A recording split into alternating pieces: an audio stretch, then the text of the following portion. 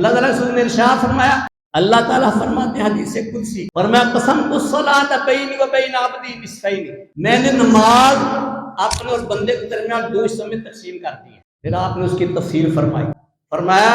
بندہ جب کہتا ہے الحمدللہ رب العالمین، تو اللہ تعالیٰ بندے کو کہتے جواب دیتے ہیں حمدنی عبدی، میرے بندے نے میری حمد بیان کی۔ تو جب بندہ کہتا ہے الرحمن الرحیم، تو اللہ تعالیٰ فرماتے ہیں بندے سے اسنا علی عبدی،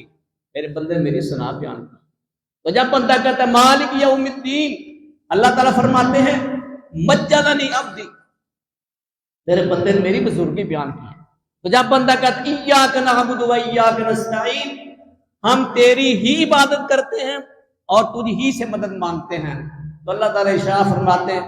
ھذا بینی و بین عبدی، یہ میرے اور میرے بندے کا نصف نصف ہے، میری عبادت ہے اور اس کی میں مدد کروں گا، اس کے بعد بندہ جو مانگے اس کو میں دے دیتا۔